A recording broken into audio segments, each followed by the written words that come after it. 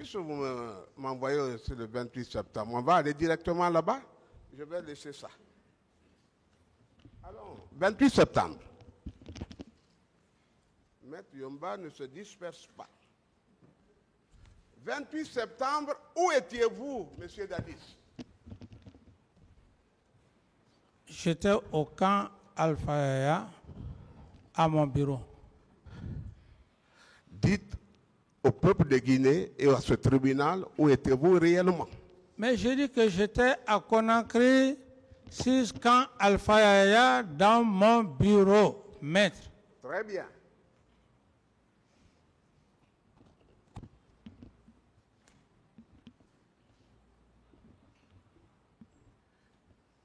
Et si on vous disait que vous étiez au stade du 28 septembre, c'est une information que je n'avais pas voulu donner même à mon client Toumba. Je ne lui ai donné ça que 72 heures avant aujourd'hui. Ou est-ce que vous n'étiez pas basé à Marokana, à côté de la piscine? D'abord, je dis que c'est un rêve. C'est un rêve. Monsieur Camara, à l'époque des faits, était au camp Alpha Yaya. Au camp Alpha Yaya.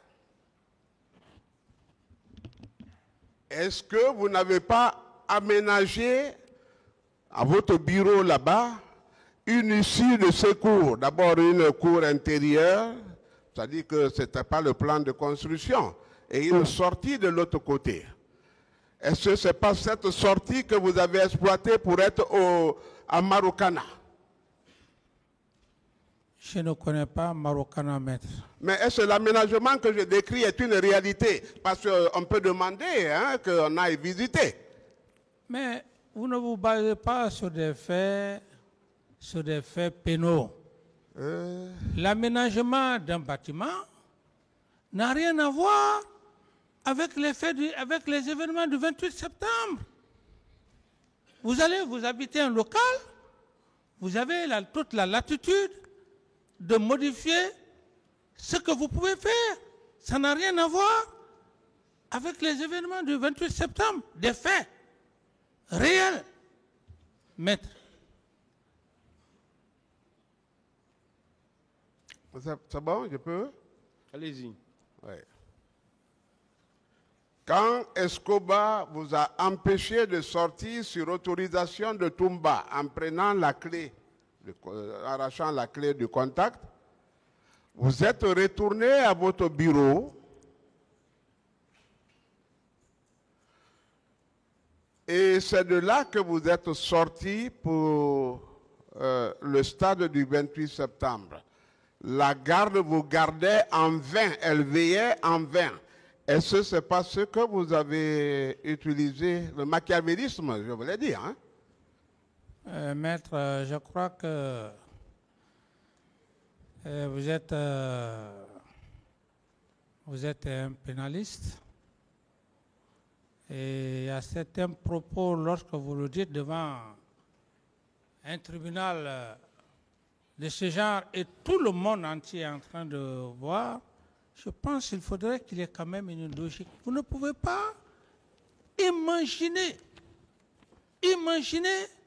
faire de l'utopie pour dire des allégations devant le tribunal. Je suis désolé, maître. Je suis désolé. Est-ce que ça s'est passé ainsi? C'est ce qu'il veut savoir. J'étais au camp Alpha Yaya, monsieur le président, dans mon bureau, le jour des événements du 28 septembre. Je ne suis jamais sorti. Et d'ailleurs, si je sortais, monsieur le président, je ne pouvais pas sortir sans cortège. Donc, monsieur le président, par rapport à sa question, c'est la réponse. Qui vous a conduit au stade du 28 septembre? Je n'ai jamais été au stade du 28 septembre. Et si on vous suggérait Pivi? Que diriez-vous? Que si on... On parlait de PV, par exemple. Maître, vraiment, je pense que vous dites, c'est conditionnel, vous dites si le droit pénal n'a pas besoin de ça, maître. Je suis profane, le droit pénal n'a pas besoin de si. D'accord. C'est incertain. D'accord. D'accord. C'est PV qui vous a conduit au stade, le colonel PV. Non. Non. Mais comment vous vous y êtes retrouvé là? Où? Parce que vous savez que vous étiez suivi par des services de renseignement civil et militaire. Où? Au stade, et vous avez pris attache à Marokana auprès de la piscine. Et arrivé là, vous avez fait un rituel que je ne peux pas dévoiler ici pour la pudeur. Non, vous pouvez... Qu'en dites-vous? Vous pouvez déballer. Ce que vous dites même, c'est grave. Ce que vous dites, c'est grave, maître. Et si je n'étais pas, bon, si on n'était pas devant un tribunal, cela pouvait même susciter à une plainte, parce que c'est une accusation très grave. Aucune preuve tangible n'est avec vous en votre qualité de grand avocat pénaliste. Si vous parlez comme ça devant une telle cour, alors est-ce que, moi je pense que c'est l'image de nos avocats qu'il faut voir. D'autres questions? Êtes-vous prêt à une confrontation? Avec? Non, êtes-vous prêt avec une confrontation? J'ai dit avec, et par rapport à quoi?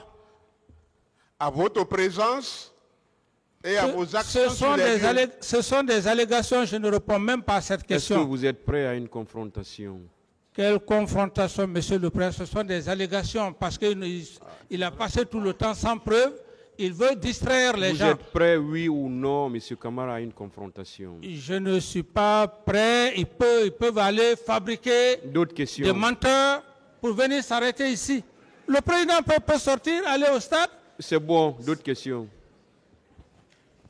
Et c'est d'ailleurs présent au stade que le colonel Keboro vous a dit « Ah, la situation est sérieuse, nous sommes débordés ».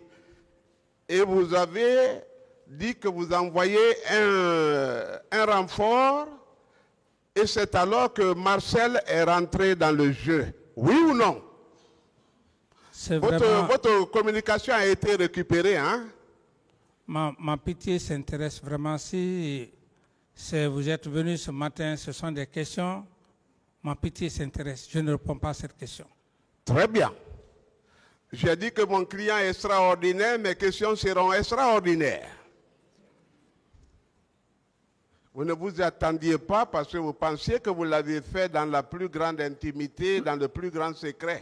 Non, vous êtes venu pour perturber la cérémonie. C'est pas une question, monsieur Camara. C'est pas une question. C'est un petit... Question, maître. Ouais.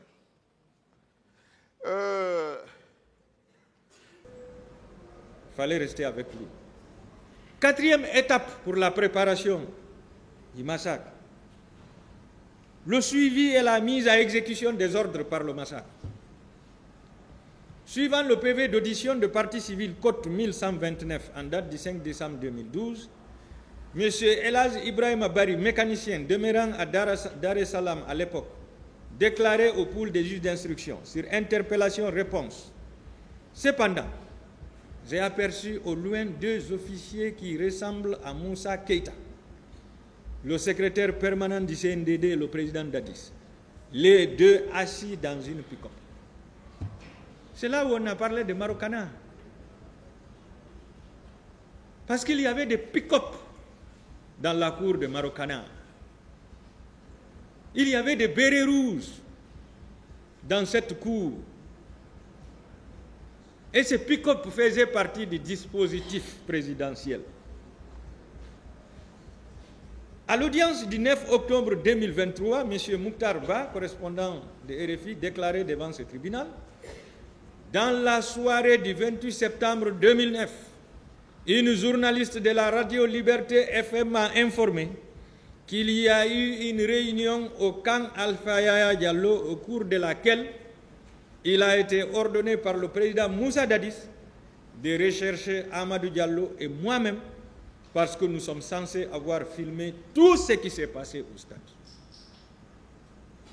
Cette décision de rechercher et d'arrêter les deux journalistes suppose qu'il était sur le terrain et qu'il fallait détruire les images des caméras détenues par ces deux journalistes, Monsieur le Président. Vous savez, il y avait des hommes masqués. Donc, ils pouvaient être parmi les masqués ce jour. Parce que le matin, ils voulaient coûte que coûte se rendre au stade en disant « moi-même, je vais aller les sensibiliser ». Mais quelle sensibilisation? 5e étape, l'exécution du massacre selon la volonté du président. Sur la complicité d'assassinat.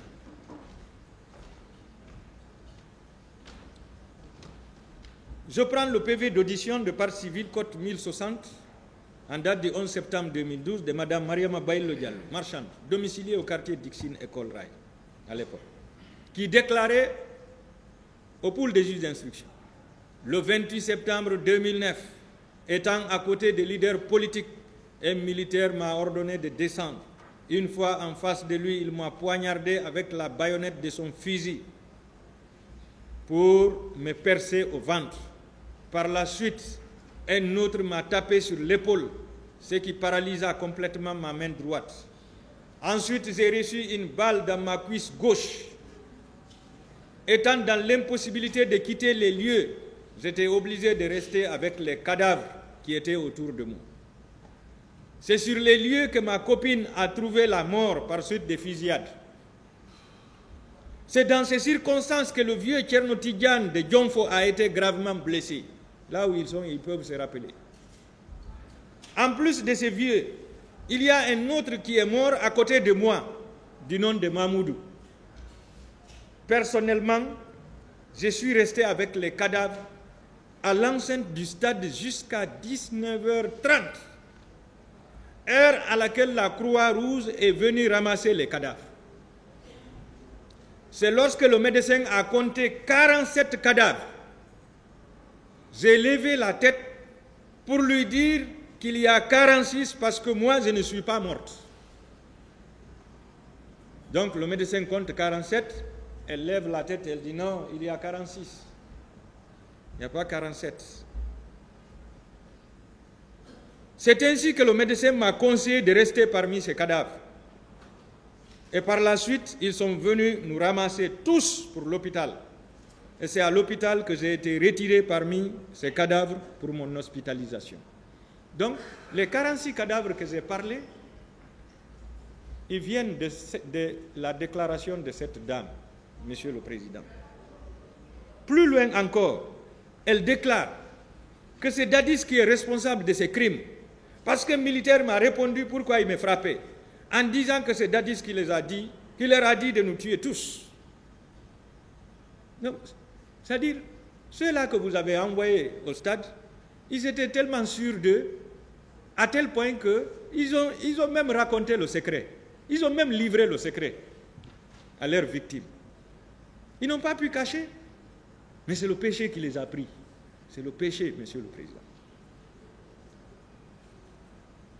Complicité d'assassinat, destruction d'organes humains et dissimulation de corps.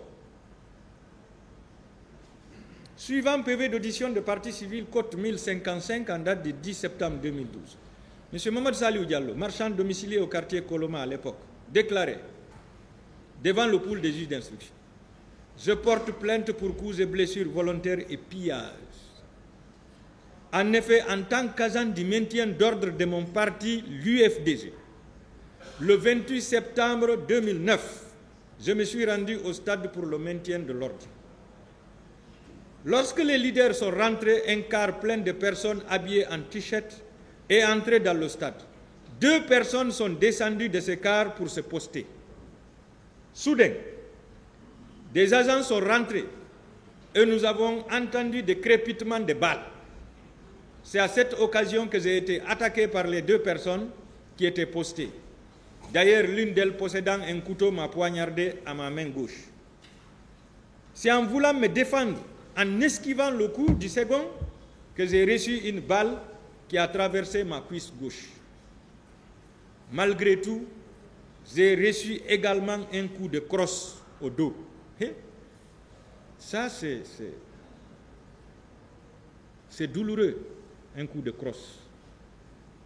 Mais c'est la mort. C'est plus douloureux même que la balle, un coup de crosse. Il faut voir le volume, il faut voir le poids de la crosse. C'était pour assommer l'intéressé. Enfin, c'est une balle que j'ai reçue au niveau de mes reins, dont je vous montre la trace. C'est en ce temps que j'ai perdu toute connaissance. Par la suite, j'ai été évacué grâce à l'intervention de la Croix-Rouge à l'hôpital d'Onka. À une question posée par son conseil consistant de savoir s'il y avait une coordination entre ceux qui intervenaient, il répondait par l'affirmative, parce que selon lui, si les militaires tirent sur un manifestant, il y a des hommes détenteurs de couteaux qui viennent achever le manifestant. Et enfin, d'autres pour le transporter dans les camionnettes garées à la rentrée du stade pour une destination inconnue. Donc, vous voyez, il y a une coordination.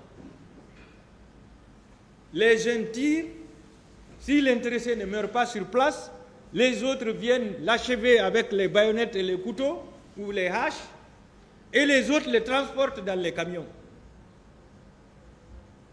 Mort sur place et transporté, ni vu ni connu. Il précise qu'il y avait des gens à la sortie qui ont des couteaux, qui sélectionnaient les manifestants en fonction de leur visage pour les poignarder et les tuer. Il y a eu plusieurs cas de ce genre. Il ajoute qu'au moment où j'étais à l'hôpital blessé, on m'a appris que ma boutique a été incendiée et vandalisée. Sur la question des fosses communes, posée toujours par son conseil, il précise que selon un de ses amis, le nommé Alpha, qui vendait à côté du camp Samori à l'époque, disait avoir vu 41 corps de manifestants dans la cour du camp Samori qu'on a empilés en cassant à l'aide des barres de fer les bras, les jambes, partout où il y a des os, dans l'intention de transformer la personne en bouillie pour mettre dans les sacs et embarquer pour une destination inconnue. Donc si je vous parlais de 41 corps empilés, cassés, c'est sur cette déclaration, Monsieur le Président, je n'ai rien inventé. Sur la complicité du président Dadis de la dissimulation des corps, M. Mamadou Bari déclarait devant le pool des juges d'instruction, suivant PV d'audition de partie civile, code 1185, en date du 13 février 2013. Le 28 septembre, après la rentrée des leaders politiques, au moment où ceux-ci devraient s'adresser aux militants, nous avons entendu des coups de feu. Au moment des tirs, les gens tombaient de tous les côtés. Pour sauver ma vie, j'ai fait semblant d'être mort. Et je me suis couché au milieu des cadavres. Même si c'est moi, c'est ce que j'allais faire. Je n'allais même pas tenter de sortir. J'allais me coucher sous les cadavres.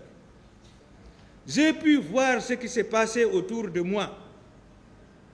Et je voyais des militaires, gendarmes et policiers en train de tirer sur les manifestants.